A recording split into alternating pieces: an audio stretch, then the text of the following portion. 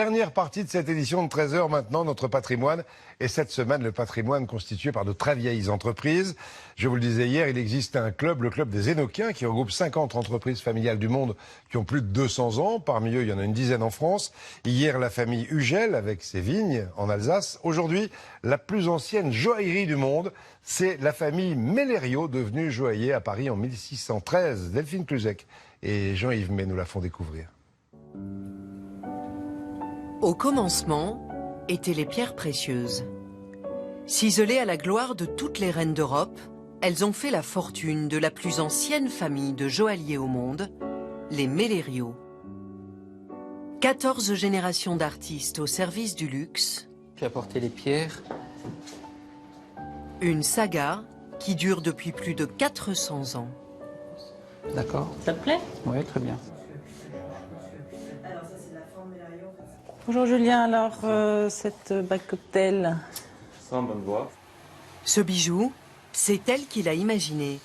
Elle veille donc désormais à chaque étape de sa réalisation. La couleur de saphir va faire ressortir le rouge de cette belle rubellite. C'est extra, c'est exactement ce que je voulais. Est-ce qu'elle est belle cette pierre, hein? Déclara. Plus de 4 carats. Laure Isabelle est la directrice artistique d'une des plus illustres maisons de joaillerie de la rue de la Paix. Elle en est aussi l'héritière.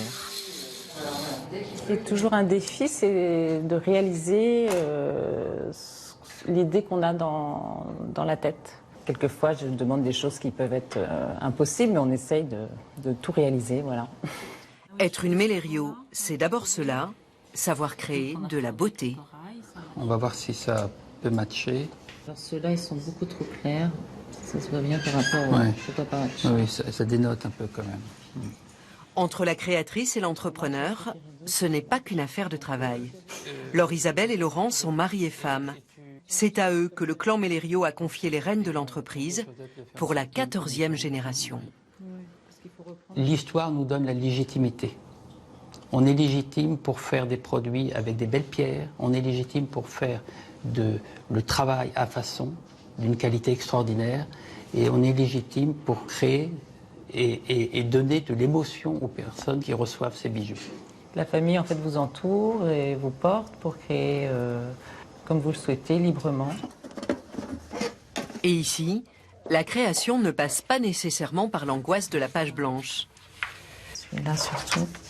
Au cours de leur très longue histoire, les Mellerio ont accumulé plus de 100 000 dessins de bijoux dans leurs archives. Un trésor qu'ils sont les seuls à posséder et qui constitue une source d'inspiration inépuisable. C'est très drôle parce que quelquefois, il y a des dessins qu'on n'imagine pas, très futuristes même, quelquefois, dans les années 50. Et puis, des choses ravissantes. Au 19e, on a beaucoup de dessins du 19e. On a la chance d'avoir ça. Il y a peu de maisons qui en ont encore. C'est vraiment l'ADN de la maison. Donc, je pars de la maison et je crée. Toujours. Des créations qui furent portées par les plus grandes dames de leur époque. Les Mellerio ont pu reconstituer une collection de bijoux anciens dont chacun raconte une histoire. Comme cette parure d'améthyste dont les pierres venaient des mines d'Oural, aujourd'hui épuisées, ou ce bracelet de camée dont la légende familiale raconte qu'il aurait appartenu à la dernière reine de France. Mes ancêtres, avec cette marmotte qui portait sur le dos, comme ça, pouvaient aller au château de Versailles, préparer et présenter leurs bijoux. Et Marie-Antoinette, ayant remarqué le jeune Mellerio à leur âgé d'une quinzaine d'années, lui aurait acheté le bracelet. Parce qu'ils ont de tout temps façonné des joyaux d'exception, les Mellerio ont souvent vu leur histoire mêlée à celle des grands de ce monde. C'est vraiment mon décor à moi. Oui. Parce que... Deuxième maison maintenant. Vincent Mélan est le biographe de la famille. La saga Mellerio, c'est dans les registres de contes qu'il l'a découverte, un feuilleton historique riche en rebondissements. Alors ça, c'est la chose la plus rare de la place Vendôme. C'est le seul registre de joaillerie de toute la joaillerie parisienne. Oui, c'est ça, qui date d'avant la Révolution. On a une page qui est très amusante, qui est celle-ci, qui est vraiment moi ma page préférée. On est en 1789 et ici vous avez la page du 14 juillet.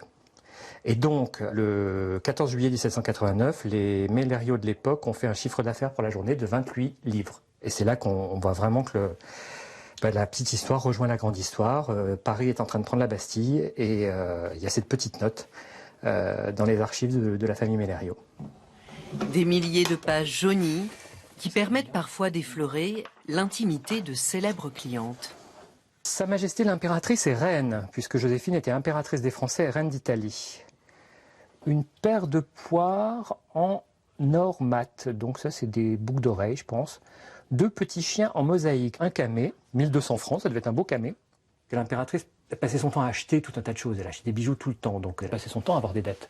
C'était son hobby. L'empereur passait mais des heures et des heures à essayer, même pas de les payer, à lui faire avouer qu'elle avait des dettes. Elle pleurait beaucoup, parce que c'était un peu sa tactique. L'empereur disait, bon, je paye. Je pense que le reçu pour solde que vous voyez ici en 1810 et 1812, ça correspond à des règlements massifs de dettes de l'impératrice par l'empereur Napoléon. Parce que les princes régnants étaient leurs principaux clients, les Mélériaux ont aussi subi de plein fouet les renversements de régime et étaient contraints de fuir la France après les révolutions de 1789 et de 1848. C'est pas un long fleuve tranquille, ils se sont battus. Voilà. Ils se sont battus pour arriver là. Donc c'est ça qui est touchant. C'est que c'est pas tombé du ciel, c'est avec leurs tripes et avec leur volonté de faire qu'ils sont arrivés à réussir. Donc je trouve ça beau. Cet indéfectible esprit de famille et ce sens de la transmission, les Mélériaux l'ont toujours mis au service de leur art. Et donc ça fait un collier. Une philosophie qui leur vaut aujourd'hui encore une place à part dans le grand roman de la joaillerie parisienne, celle d'une légende qui résiste au temps. Bravo Julien. Merci. Formidable voyage dans l'histoire et dans l'histoire de la joaillerie avec cette famille Mélériaux qui appartient au club très fermé des plus anciennes entreprises familiales du monde. Demain, on continue.